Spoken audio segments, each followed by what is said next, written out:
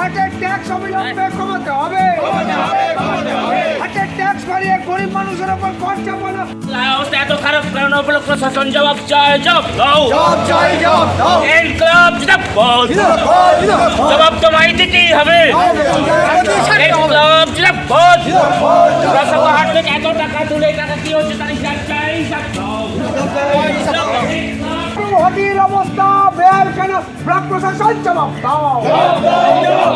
গরুহাটির অবস্থা বেহাল কেন, ব্লক প্রশাসন হবে অবিলম্বে হাট সংস্কার করতে হবে।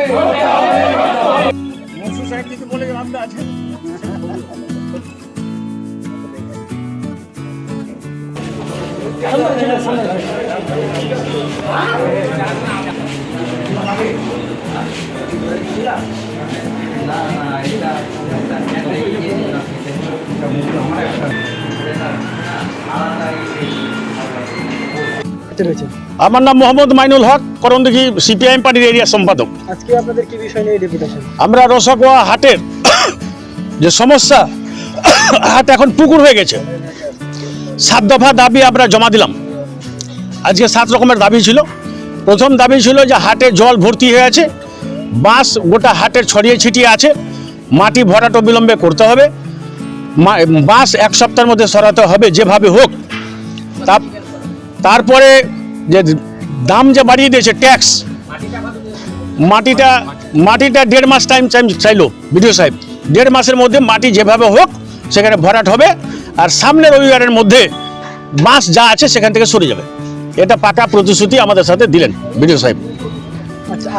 আর দাবি আছে সমস্ত যে ট্যাক্সটা বাড়ানো হয়েছে, যেটা ছিল গরুর দাম ছিল, ট্যাক্স ছিল 30 টাকা জোড়া, সেটা হয়েছে 200 টাকা জোড়া।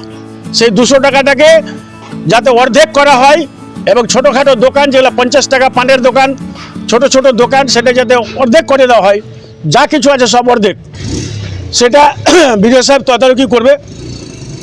তদারকি করে পঞ্চায়েত সমিতির মিটিংয়েটা সেটা আলোচনা করে যতদূর সম্ভব সেটা কমানোর চেষ্টা করবে। আপনারা এখন আর কি চাইছেন? আমরা যদি সুরা হয়ে যায় তাহলে ভালো। যদি হাটের এই মানুষ যদি হাটের উপযোগী না হয়, হাট জল কাদায় ভর্তি থাকে, তাহলে আমরা রাস্তায় নামতে বাধ্য হব।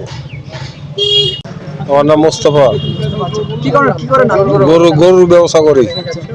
আপনারা কি জন্য এসেছিলেন আজকে? গরুর হাটে কাদা, হাটে গরু বেচতে পারি না, রাস্তায় গরু বেচছি, বাসে ভর্তি আছে, গরুর ট্যাক্স বেশি, বুঝলা, এই অবজেকশন এসছি। এই দাবিগুলা ছিল। হ্যাঁ, যে সামনে হাটের মধ্যে বাস টেনে দেবো, মাটি 1.5 মাস পর ভরাবো, 1.5 মাসের মধ্যে। হ্যাঁ।